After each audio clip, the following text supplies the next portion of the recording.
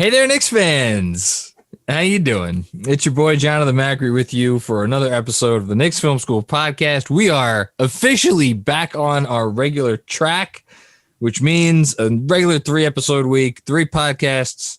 And of course, the most important thing, the first of those podcasts for this week. Today, the one you're listening to literally right now, features my better half, at least professionally. My better half actually just went to take the baby for a walk. But you are my better half in all things Knicksdom, Jeremy Cohen. How are you, sir? I'm good. I can live with that. I did not birth a child, or 2 for that matter. Deuce. But it is fitting that, we did not come prepared today wearing the same shirts. And yet here we are. We're both wearing our KFS Big 15 shirts. So, if that's not simpatico, the yin to my yang, whatever you want to say, or the yin to, that was right. The peanut to my butter. Sure, exactly. Then I don't know, of all the food analogies that popped into my head, that's the first one. Yeah, I would have thought peanut butter to my jelly. Because now you're thinking that makes a lot more sense. Butter. I don't know what that. I feel like buttered peanuts probably does not taste very good. But we have already. This is maybe a new record for going off the rails, but that's fine. We could get right back on it.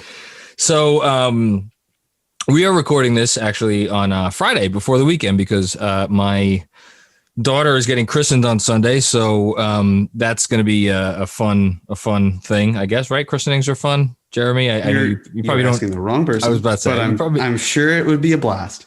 We're keeping it small. There is no party. It is the christening, and then we're going out to dinner.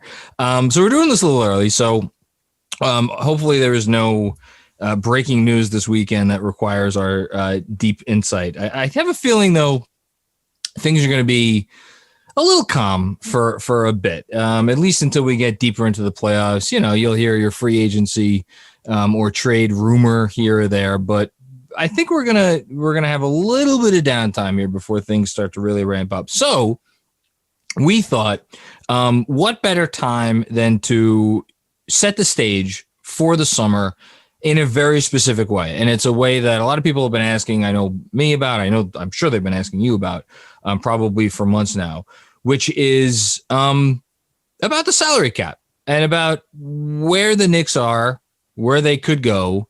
And I guess where things stand, right now in terms of the decisions that they have in front of them. And, kind of just like the big picture, like we know they have a lot of money, but it's a little bit more complicated than that. So I guess before we get into the nitty gritty, or maybe you just want to get into the nitty gritty, is there like a big, because this is your wheelhouse, Jeremy, is there a big overarching theme that you would like to present before we get really into this a little deeper?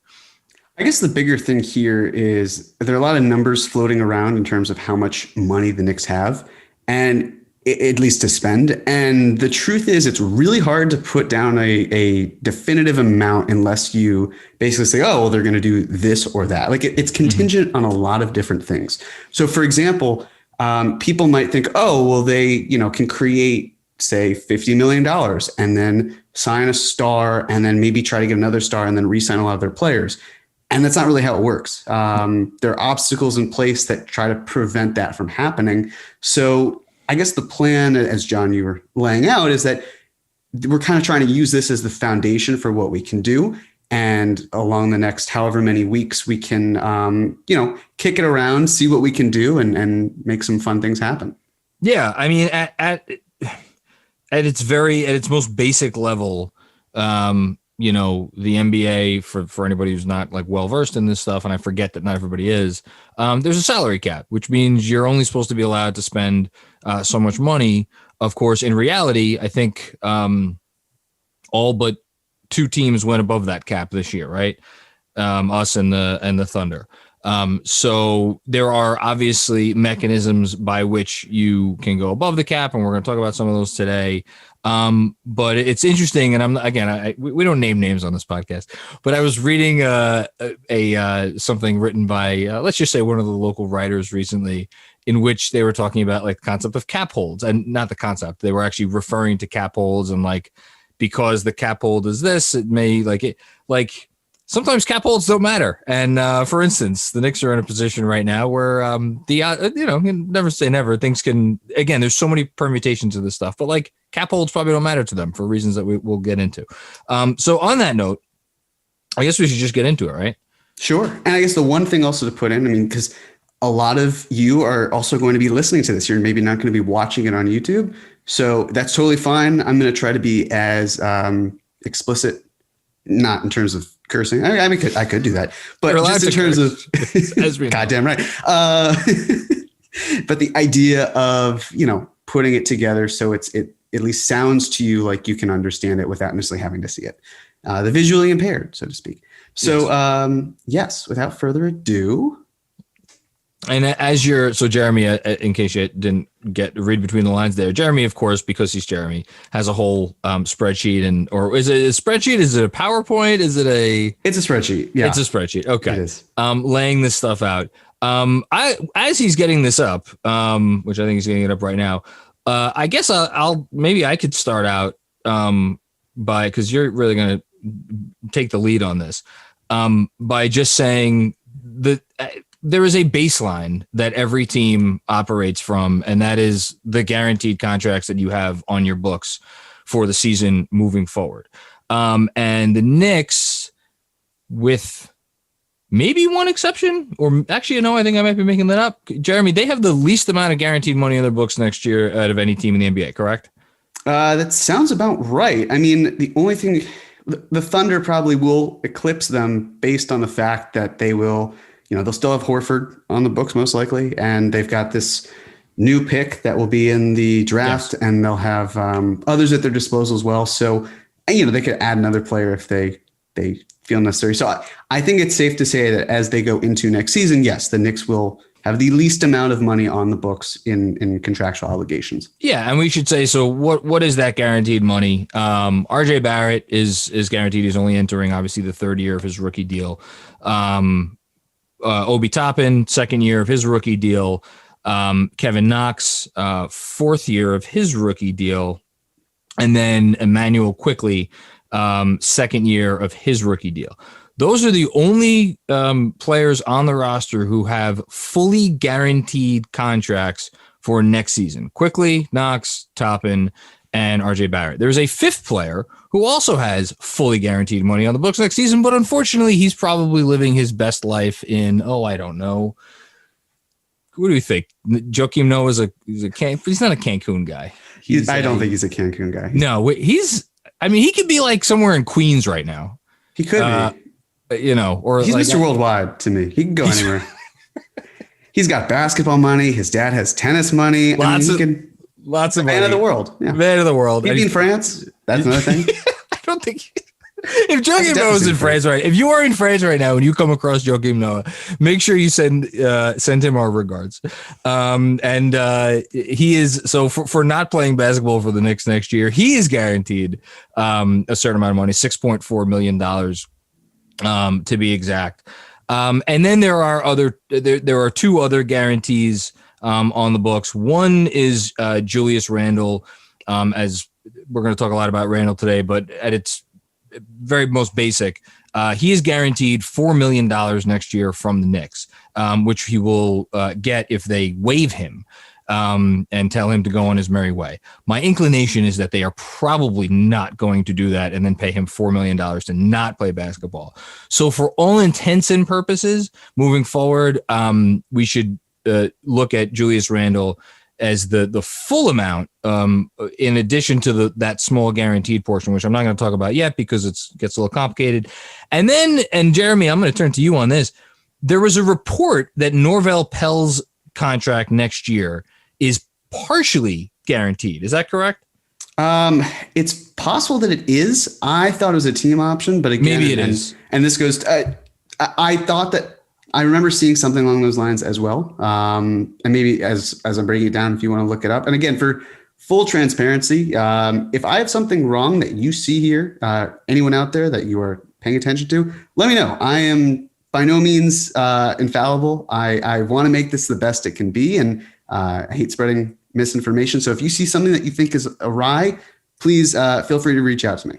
And there's also just so everybody knows, there is not like one place where you can go for all, like, stuff comes out in dribs and drabs in terms of reporting. Like, for instance, I vaguely recall reading something that said Norvel Pelle's contract was partially guaranteed.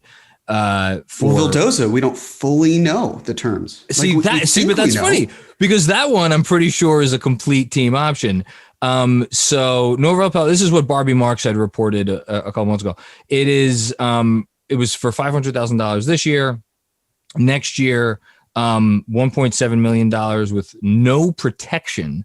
Not exactly sure what he means by no protection. And then the following year, a team option with no protection. So that would not be non-guaranteed then, right? If I'm reading correctly. I think so. So maybe that's a fully guaranteed 1.7 million. Yeah. For Luka Vildoza, my understanding is that when we get to his fourth year, it's actually going to be like the Mitchell Robinson contract, which we've talked about before, which is that it is a team option, but it's also not non-guaranteed, which the Knicks could either make him a restricted free agent, that fourth year, or he could become an unrestricted free agent after his fourth year. So right away we're getting into the weeds. All right, so we'll take it step by step. We're going to take it step by step, but at the very least, if you're like, come on guys, just tell me generally how much money the Knicks definitely have committed. You could look at it as Randle, Barrett, Toppin, Quickly, Knox. You want to throw in Pelle, and did I forget to mention? And the two first-round picks. And the two first-round picks. Okay, so why do those matter? Well, it matters because when you are a first-round pick in the NBA, you have a guaranteed contract coming your way, and there are salary slots for each pick in the draft where it is you can go up to a certain amount of money based on where the player is picked. So we know right now that the Knicks are going to have the 19th and 21st pick in the draft. That could change. They could package those picks and move up to the 14th. They could, sell those picks. They could trade those picks for a player. But as of right now, there is a certain amount of money that's going to be allotted to those picks, which is $2.7 million and $2.5 million respectively. So if you add all that money up, plus the Joakim Noah money, it is, I'm actually going to add it up right now, but Jeremy, why don't you take us on to the next stage of this bad boy? Sure. So I also wanted to break it down, and Jeff Siegel he did a lot of great stuff. He works for Clutch Sports now, but he did a current, a projected, and a max room. And it's just to kind of show like three different options for what the Knicks would want to do. So if we look at the current, for example, I guess maybe, should we break it down by player each? And then can I go from there? Yeah, sure. All right, cool. So what John, you said about Julius Randle is spot on. So he's going to make more than what was initially suggested because he made the All-Star team and the Knicks made the playoffs. So it was a $945,000 bonus for each. You add that up, that should be $21,690,000. And of course, that's also important for if there were an extension, because it's 120% off of that versus off of the original number, which is why when you see like $106 million max, that's the old number. It's really more like 116. Anyways, I agree. Randall's not going to get non-guaranteed. I originally had the max room being him for $4 million to just be paid to go away. But at this point, the Knicks just aren't going to do that. So I'm going to include the full salary. And just for any of you crazy people out there like me, because I thought of this at one point, I have thought, or I had thought at one point, well, I think I know where you're going with this. Yeah, you do. Because I texted you about it months ago. Why don't they, if they want to try to get around this idea, because they can only max him at a certain number this year, why don't they waive him, non-guarantee him, but with the, obviously the understanding that they would then sign him to a new contract right now, which can go above the most that they could pay him right now, which tops out at 26 point something million next year. And Jeremy, of course, pointed out to me that there's still that pesky $4 million. The $4 million just doesn't vanish into thin air. For instance, Elfrid Payton this year didn't just get paid his $4.7 million salary. He got paid his $4.7 million salary plus the $1 million they paid him to go away. Talk about insult to injury. Anyway, I still think there's like a 0.5% chance that maybe they're like, because they could, they could waive him and then stretch that $4 million if they do the math in their head where it's like, well, we could get him at a certain number and it's a better number than we would get him for. I don't want to get into that, but like, just wanted to throw that out there. Yeah. And for the record, if the Knicks did stretch his number, it would be $4 million over 3 years. So you do the math, it's a little over, well, I guess it's like $1.33 million. The one thing that's really interesting, and again, I do not see this happening whatsoever, but because Randle is on that non-guaranteed amount, if the Knicks really wanted to do something with it and create space, on draft night, his salary is only worth $4 million. And I'm not suggesting that they will flip him, but the point is that if you wanted to trade for a star or you wanted to do something, anything, Randle doesn't count as his last season's salary of 18.9. He doesn't count as next season's of 21.69. It's like this weird limbo period where he's only worth $4 million. It was like how the Knicks could have traded Wayne Ellington for, because he was only worth $1 million before they non-guaranteed his deal. Really don't see that happening whatsoever. It's just kind of a fun, weird time where like anything goes, but it's not going to go. It's like the Wild West on draft night. Exactly. So just before you go on, I just want to say that I did. So calculations for, again, the guaranteed money that the Knicks have right now, which includes Noah, is about $51 million. And that is with the salary holds for those two first round draft picks. Now, you need to have 12 players on your roster. So if you're keeping track, Randle, Barrett, Top and Knox, quickly. I included Pelle in there and the 2 first round picks. That's 8 players. You're still 4 players away. So what do? You have to put in salary holds.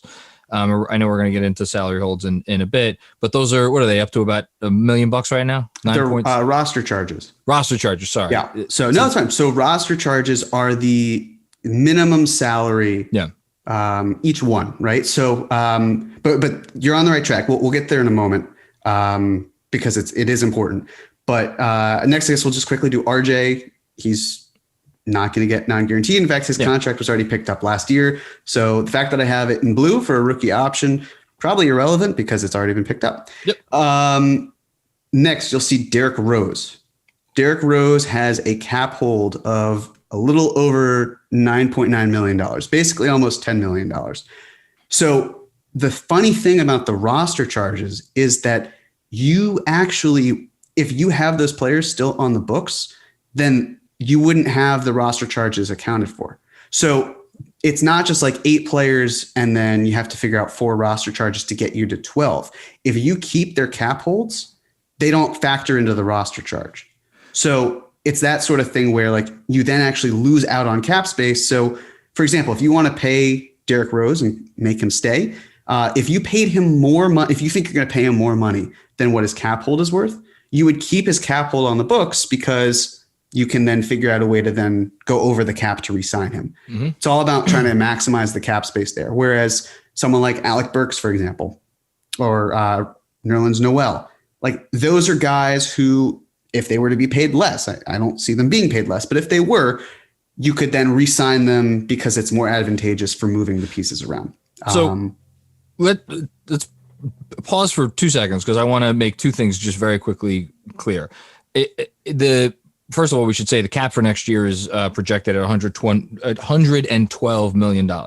So if you're listening to this and you're just like, okay, so wait, what's the absolute maximum the Knicks are going to have to spend if they what's the most they're going to have to spend? It's going to be in the neighborhood of $58-ish million. Now there's some hurdles to get to before we get to that point. But what you're talking about right now with cap holds. So because I'm sure there's some people out there who may not know what a cap hold is. A cap hold is basically saying you can still have the rights to the player specifically for the purposes of going over the salary cap to sign them, which means you may not have cap room, but as long as you have their cap hold, you can exceed the salary cap to pay that player. The thing is, it only really, and correct me if I'm wrong, because I know some of this stuff is a little kooky, cap holds only really come into play when you are an over the cap team. Is that fair to say?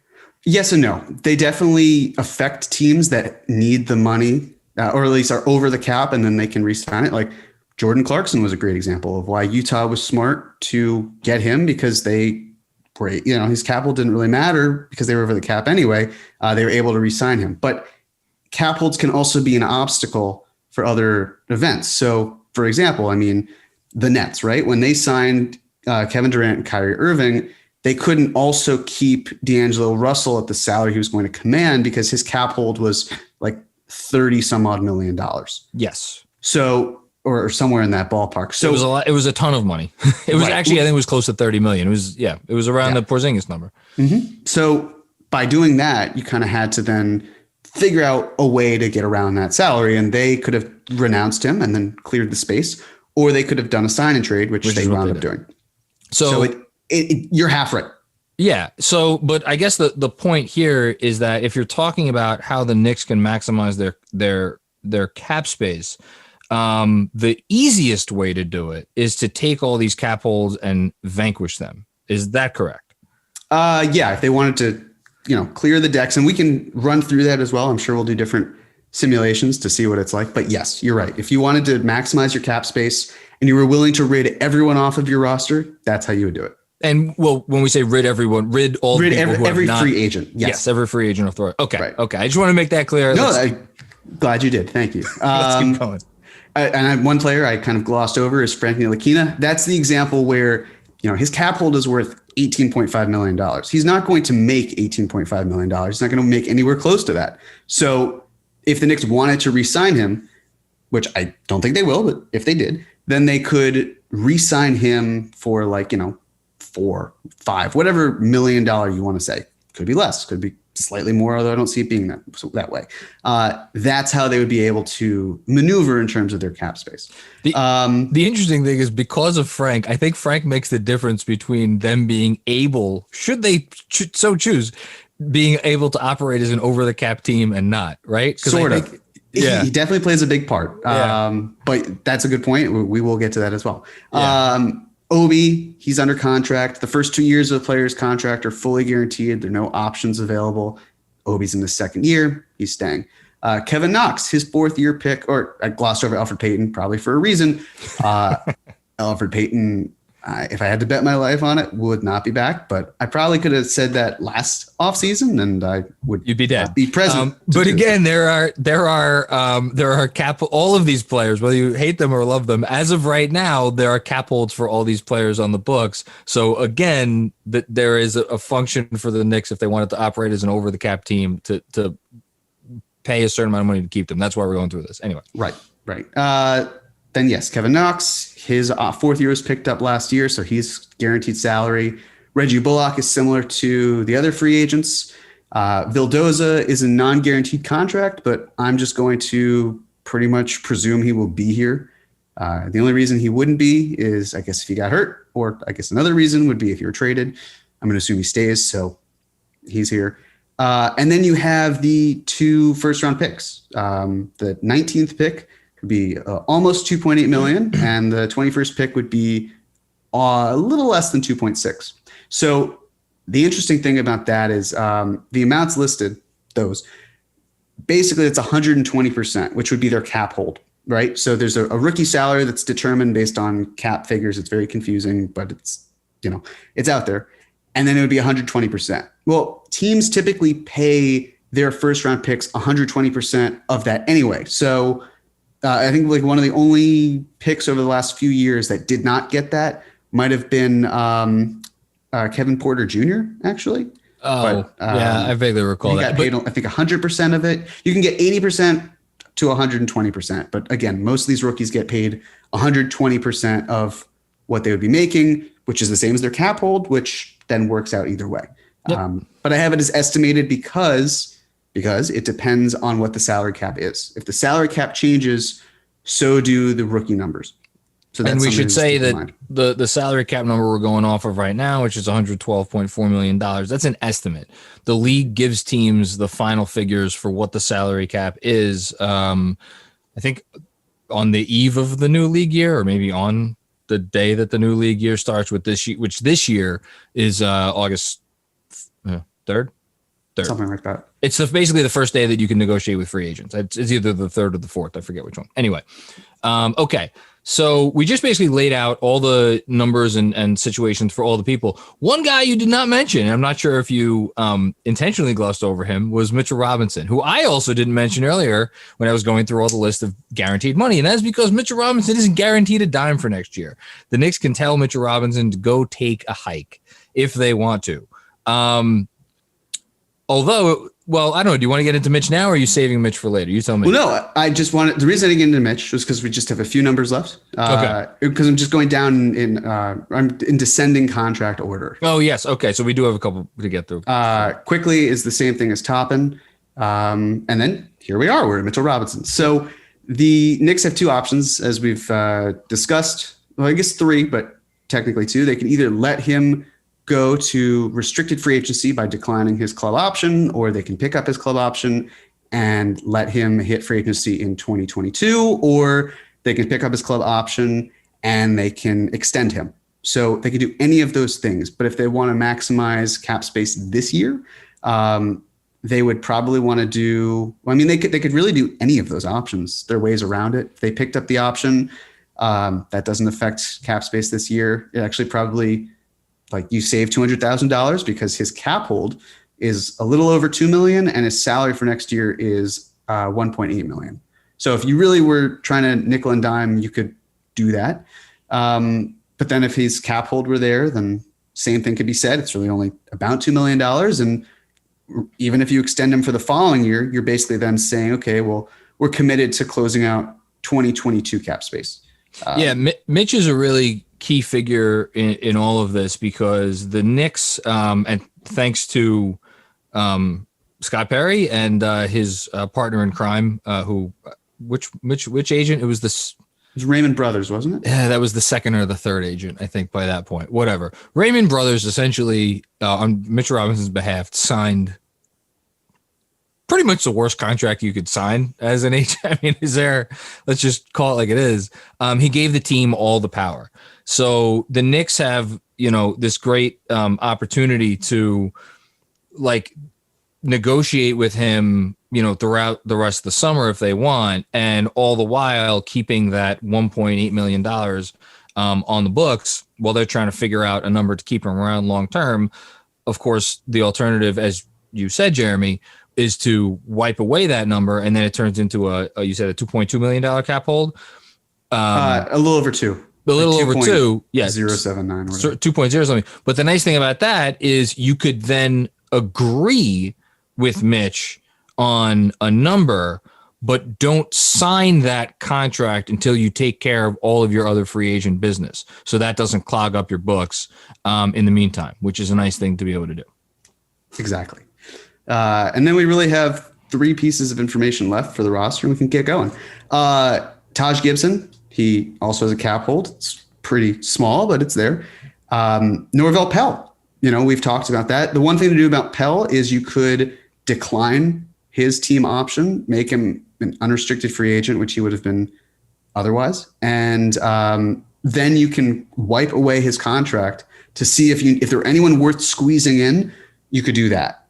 Then you could always try to re-sign him to, say, a minimum salary, which wouldn't be far off from that 1.7 million number. I think Pelle has like 3 years of experience. So maybe if he were re-signed to a minimum contract, because again, you can fill up everything and then sign guys to minimum deals because it's a soft salary cap.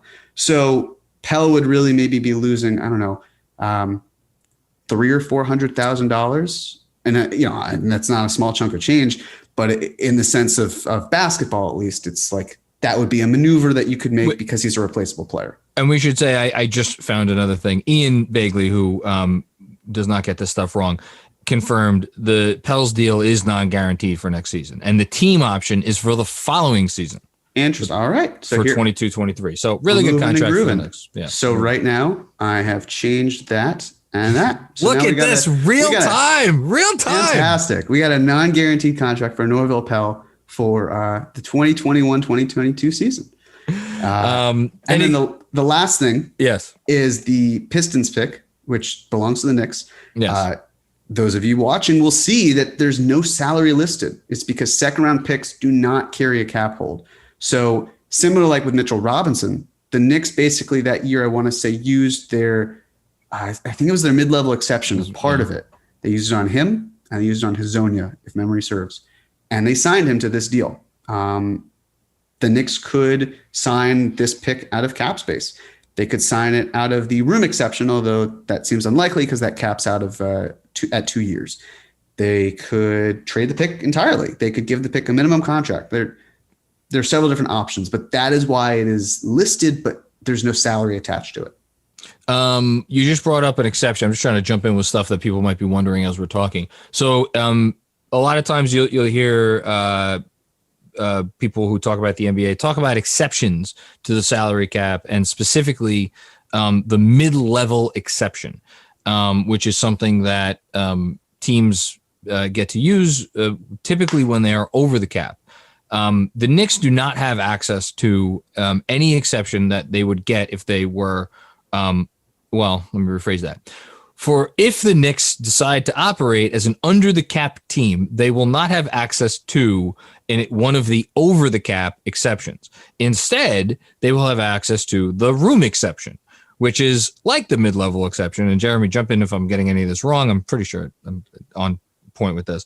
The room exception is smaller than the mid-level exception. The mid-level exception is about $10 million. The room exception, I think, is about half that. It's a little under 5. Yeah. It's a little under 5. So that kind of sucks. But it also makes sense because the whole point of an exception is like when you're an over the cap team, they want to give you some money. When you're an under the cap team, you don't need the money as much because you're an under the cap team. So, but the thing about that is the Knicks will have, if you want to look at it this way, a bonus, whatever, $4.8 or $9 million to spend. The thing is, you can't just like add that onto your salary cap space. You have to fit a player into that room exception, which, Jeremy, as you were just saying, probably wouldn't make sense to do for a rookie because it limits it at 2 years, right? For the room exception, yeah. For the room exception. So then you're talking about, well, okay, well, maybe we could, sign Derrick Rose to the room exception, or maybe we could sign Alec Burks to the room exception. The issue is those players would have to be willing to take a starting salary under $5 million. Do you think Derrick Rose wants to be paid under $5 million this summer? Do you think Alec Burks wants to be paid under $5 million this summer? Nerlens Noel, Reggie Bullock, go down the list.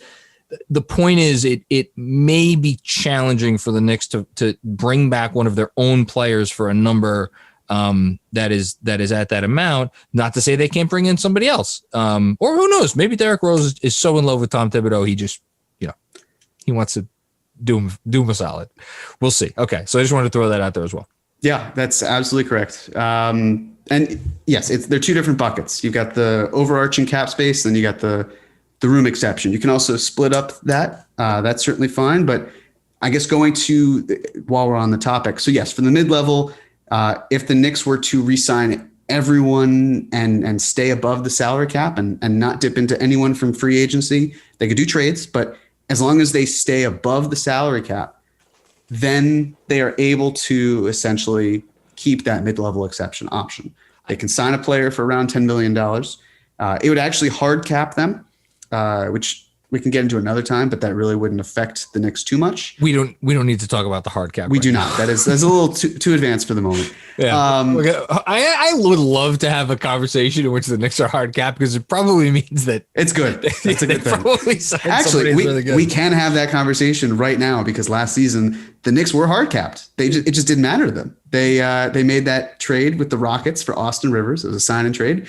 Sign and trades hard cap you. But anyways, so yeah, we trying to lay all this out. The Knicks are looking at the room exception, not the mid-level exception, just unless, well, actually, no matter what, really, I think it's safe to say. I was about to say I want to make sure everybody's clear. We keep talking about these cap holds and everything, and the possibility of the Knicks operating as an over the cap team. Is there any realistic possibility that or reason why you would see the Knicks wanting to operate as an over the cap? Because let's just spell it out. If the Knicks were to operate as an over the cap team, it would essentially be them saying, we want to bring back everybody from last year's roster and limit the changes that we can make to the roster to who we could bring in for that mid-level, which again is $10 million. So for if you're listening to this and you're fancifying about this player or that player, $10 million is not a lot of money in the NBA today. Or whatever trades that we could make. So you're essentially what you'd be doing is taking free agency off the table this summer, which I don't foresee them wanting to do. Do you? I don't. Yeah. And also, if they take it off this summer, then they're basically saying we're kind of taking it off next summer. I mean, you could do sign and trades, but it's really basically saying we need to find our next star through the trade market versus let's keep other options open. Yeah. So yeah, it's more likely than not it's the room exception, and you sign that player for 1 or 2 years. Reggie Bullock was signed for 2, but second year was non-guaranteed. So you can play around with that number. Yes. So yeah, I guess kind of a review thus far, and then we can maybe do a little bit more simulating. So it's $112 million for the salary cap. And then subtract that, you have Joakim Noah's dead money of about $6.4 million.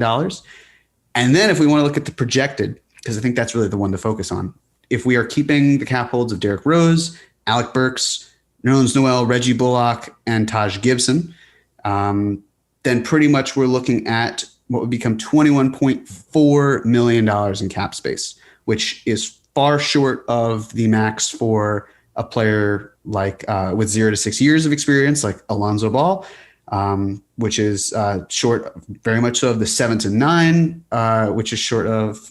I'm trying to think of what player is even like a Norm Powell. Norman Powell. Just Norm Powell probably for $21 million. This came in my mind, and then it's very far short of the 10 plus year, which is $39.3 million for Kawhi, for a Kyle Lowry, something along those lines. So.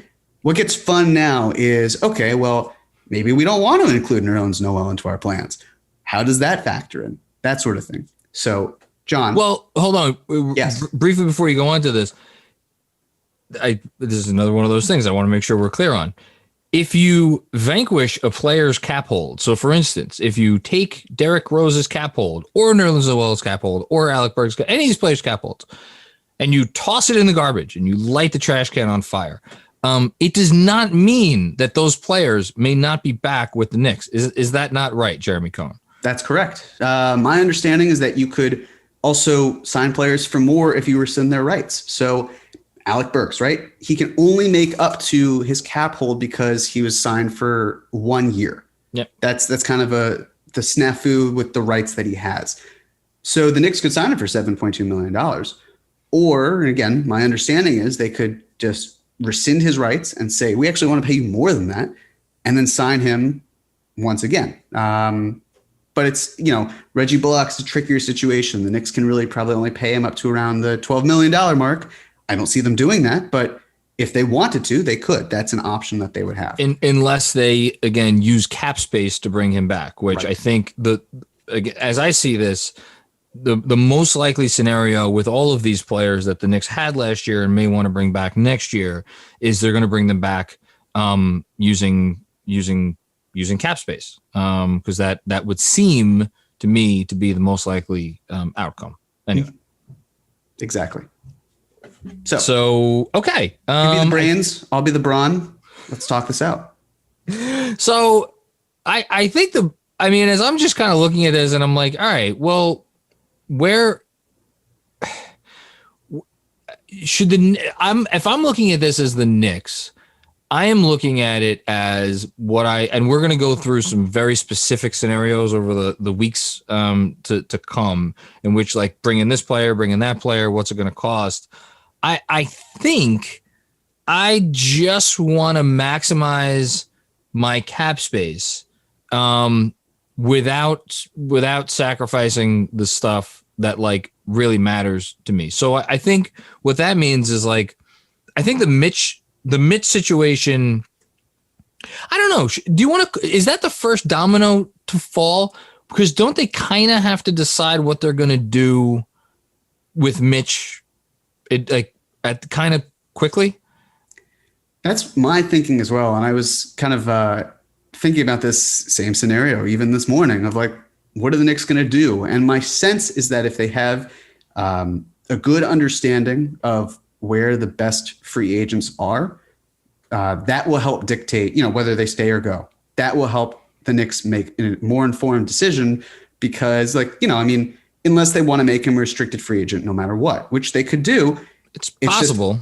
It absolutely is. It's just, again, that means that you are also looking to 2022 because if you don't get 2021, there are just a lot of different things at play. And again, you could either pick up his option and that's it. That's what his salary is for the year. Or you could decline it and make him that restricted free agent, but you could then keep waiting and then he's like your finishing move. So even though you are beginning the process, so to speak, with his contract, you can also find a way to end the process with him and kind of come full circle in that front.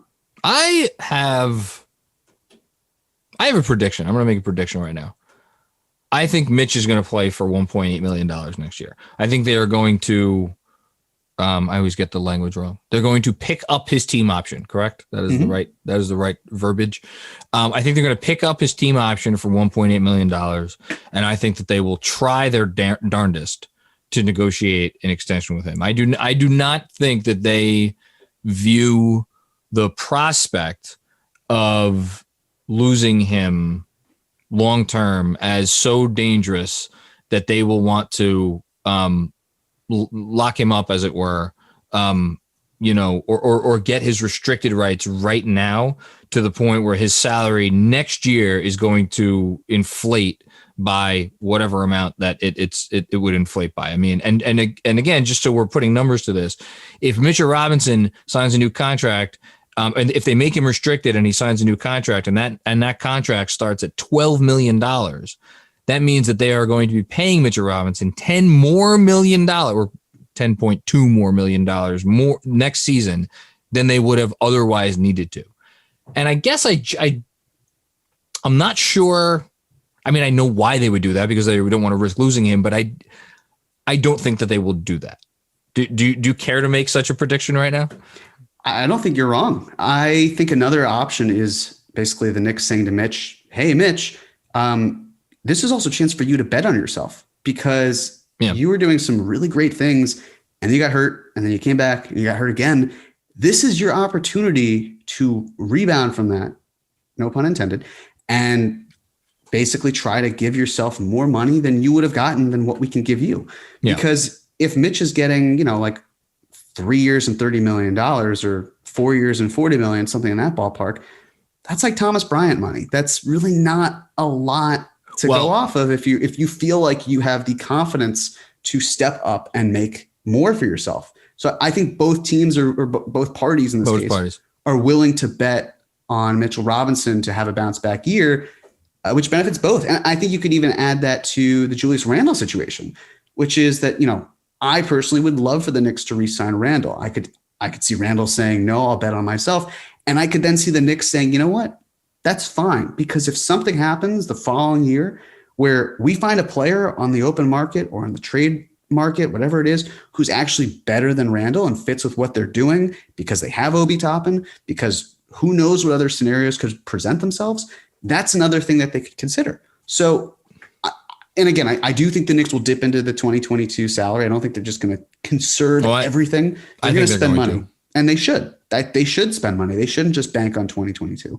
But they'll do it cautiously. And I think by doing that, it's being patient with Mitch and being willing to exceed the cap to re-sign him in 2022. And it's just kind of playing it year by year with Julius Randle. Three quick things. 2 on Mitch, 1 on Randle.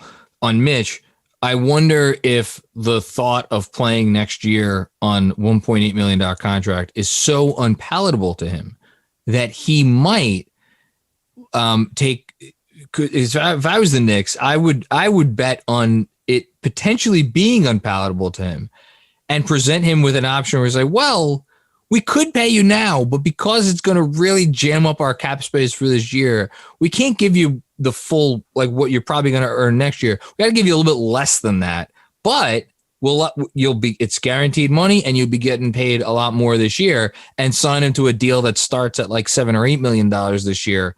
So then at least you're not, as I just said a minute ago, you're not out like $10 million in cap space. You're out more like $5 or $6 million in cap space. That's one thing. Two, I really am going to be curious to see the market that Jarrett Allen sets. So Jarrett Allen's a player that has been compared to Mitchell Robinson many times over the course of their respective careers. It feels like the reporting that I don't know how much of this to trust and how much to just toss by the wayside, but it sure seems like Jarrett Allen thinks he's going to get somewhere north of $20 million a year. Is that what you kind of get the same sense of? I had heard that when that initial report of like the 5 years, $100 million came out, it was to scare other teams away in some capacity. Yeah. So I don't think Jarrett Allen's going to get $20 million. Like, I wouldn't give him more than what Miles Turner's making, for example. And I like Miles Turner. Miles Turner's making 17 or 18 something a like year. That. Something right. Like Even which is Capella's Capella's contract. Talk about a contract that's aged well. It's like 16 a year, I think. Yeah. Yeah. It's not bad for him either. So I think the market for Allen is probably closer to 15. But then again, it's like Mitch has a year less of time in the NBA compared to Jarrett Allen because Jarrett Allen has 4 years on his resume. Mitch is going into or would be going into a free agency where he's hurt. And Jarrett Allen, that did not happen for him. He's shown more consistency.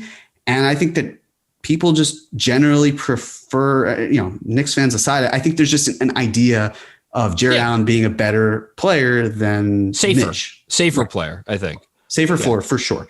So when you factor all of those things in, it's like, Mitch, you could certainly stand to make money, but you can make more. All you have to do is bet on yourself, and we're willing to bet on you too. We can work together on this. So I'm with you. I'll be interested. And then just on the Randle thing, because again, that's probably been the most discussed topic amongst Knicks fans so far this offseason in terms of the salary cap is concerned, which is kind of funny because it's the thing that affects everything else the least. Because again, there's a maximum amount that they could offer him right now, which tops out at $26 million. And by the way, I want to get this out too. You're going to hear conflicting reporting on what the most the Knicks can pay Julius Randle is, because you will read in some places that the most they could give him is 4 years and $106 million. Both Jeremy and I feel that it is 4 years and $116 million. We have both spent time in the CBA. As I read the CBA, the bonuses that he earned for next year, based on his All-Star berth and based on the fact that the Knicks made the playoffs, means that the max that they could sign him to on the extension right now encompasses that money. That is how I read the CBA. Apparently, some other people read it differently. I guess we may find out this summer, right? Might, yeah. So anyway, we're going on the assumption that the most that they could pay him on what would be the first year of extension would be 26.3? A little over 26, like 26.1, a little under 26.1. Well. Okay. So, but actually, even I have it right here. Oh, there you go. Oh my goodness, look at you. More expansive. This is for a more macro view. Macro view. But even if they agree to that contract, again, they could wait until September to sign him to that contract. It is not going to. And even regardless of how long they wait, it's not going to affect anything they do this summer because that extension doesn't start until the 22-23 season.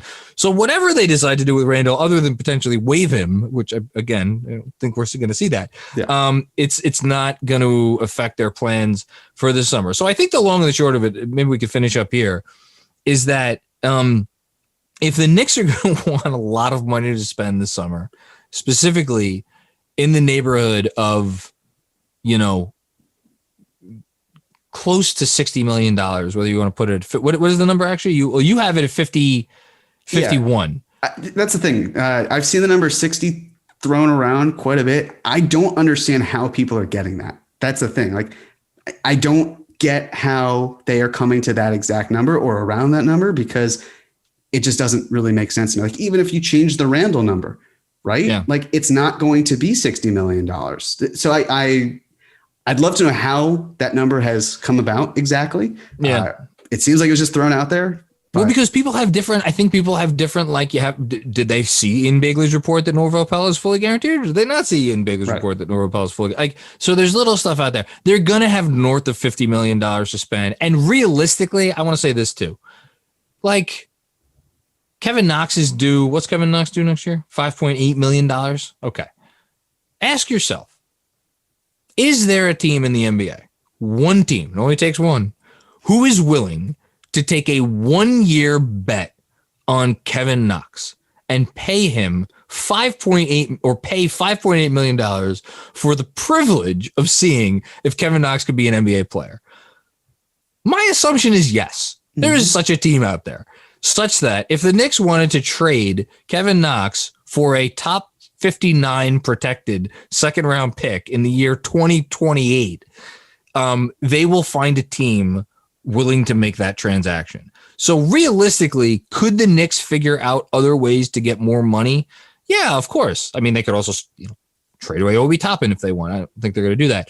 So like I am looking at it realistically as like they're more or less going to be able to have access to all the money that they could realistically want this summer. And I say that with this specific thing in mind, and then I'll turn it over to you, Jeremy, and we'll finish up. Like, if you don't think Kawhi's happening, do you think Kawhi's happening, Jeremy? Do you think Kawhi Leonard's going to be a Knick next year? How you feeling about that? I'll say this. I mean, they're down 0-2 as we record this. Maybe they'll are. be 1-2 by the time this episode drops. I don't know. I think so. Listening with your podcast with Andrew, and what you were saying, how Kawhi's not going to be Nick, and if we get flamed for that, or if you get flamed for that, so be it. Throw it back in my face, please. Right. I'm in the same camp as you. Actually, I said recently on the Strickland podcast, like, he's just not coming. It's fine. But I think the other thing to consider as well, like, I feel like maybe I'm not in the best position to understand what someone wants. What his motivation? Someone who I have never met. Like, we know that he wanted to go to LA. We know that he wanted to live in San Diego. We also know that if things aren't working out, and by the point, people are listening to this, it could be the Jazz up 3-0. It could be up 3-0. And the sort of thing where it's like, well, what happens if he says, what else is out there? And not only what else is out there, but what is out there and what can they do to build around me? And so I can't in good conscience be like, this is what he's going to do, because who would have thought that, who would have thought LeBron would just take a sabbatical to go to the Lakers? Okay. He had a free trip to Cleveland. And I know that he, maybe he's an anomaly, but like, then who would have thought Kevin Durant would go to the Warriors and completely shift the imbalance of power and all these things. So I think that it's tough for us to say, like, he's going to stay. Why would he leave? I just think the idea of, like, if they lose in the second round for the second season in a row and Paul George keeps playing like Paul George, or is like in game 2, he had maybe the worst best game I've ever seen, at least from a stat line. Well, numbers look good, but that's about it. Right. Exactly. So if you're Kawhi Leonard, but here's the thing, if you're Kawhi Leonard and you sign on the dotted line, you're basically saying, like, all right, I think Reggie Jackson and Marcus Morris and Luke Kennard and Terrence Mann and Ivanka Zubac. I always get his first name wrong. Are going to be my 3rd, 4th, 5th, 6th, 7th, whatever, 8th best players for the foreseeable future, because guess what? They don't have any flexibility to do anything else. Because I mean, although I guess they have their full mid-level this season, but again, no, they don't. Oh, they don't? And okay, I'll add this. They don't have their full mid-level because that would hard cap them, and they will be above the tax apron. That's right. So they have to use a taxpayer mid-level, which is smaller. Like, right, which is close to, like, I think 5.5, 6-ish. Somewhere like probably. It's not. It's enough that, like, even if someone wants a ring, they don't want to ring that bad. Right. And you have to consider, like, what if Reggie Jackson leaves because he used a game like game 2 to get another contract?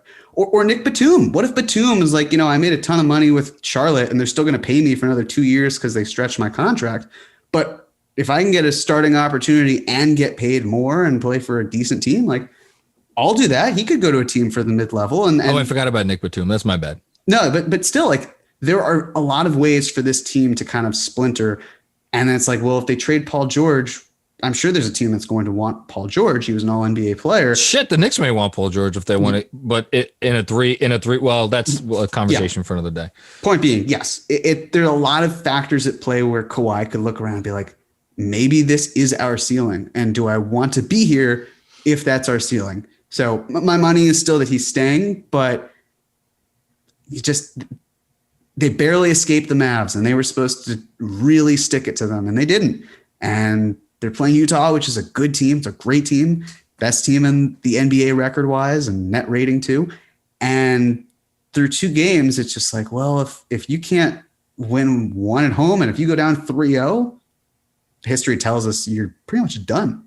Yeah, no, you're right. Okay, so Kawhi, let's say they trade for Dame Lillard. Let's say they sign Kyle Lowry to a starting salary of $30 million. Let's say they sign Chris Paul to a starting salary of $30 million. If they do any of those things, they will still have, because some money's going to be going back in the deal for Dame. I know he's about to set to get a pay raise up to 38 or so. Whatever, if they do any of those things, they're still going to have enough money left over to give an appreciably large sum of money to someone else to come play basketball for them. Whether that player is a Norm Powell or Alonzo Ball or a Spencer Dinwiddie or sorry, what are you going to say? I'm sorry, you're saying Kawhi and one of those players and then signing another one? No, I'm saying, I'm sorry. Kawhi or Dame or Lowry or Chris Paul. Your first banana, trade for Bradley Beal, whatever. Whatever first banana they could conceivably go out and get. I realize Lowry is not really in the same caliber of those other players, but for argument's sake, they're still going to have enough money in addition to that first banana of free agency to go out and get a pretty damn good second banana of free agency. And that's those other players. And then in addition to that, still have the room mid-level. Do you? For me, this is the last thing I'll say. The tough questions of the summer come with, if you do spend a ton of money on the one guy, is the remaining cap space that you have better spent bringing back some of your existing pieces, maybe 2 or 3 of your existing pieces, or going all in on a second bigger salary, or in the potentially likely event that they have nobody that they could sign that is worth committing 30 plus or even 25 plus $1 million worth of cap space to. What do you do then? I'm very curious. There are a lot of different directions that they could go. We're going to go through, like I said, a lot of those directions in the weeks to come. But any other closing thoughts from you, Jeremy?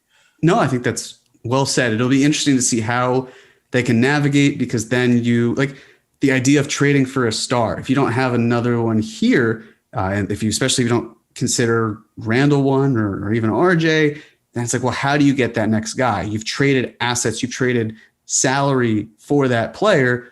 Do you then have to trade for the next guy? Because you're not really going to be able to squeeze in one in free agency based on the size of things. So a lot of different directions the Knicks could go. I think another really fascinating one would be if Kawhi, for example, said like, this isn't working in LA.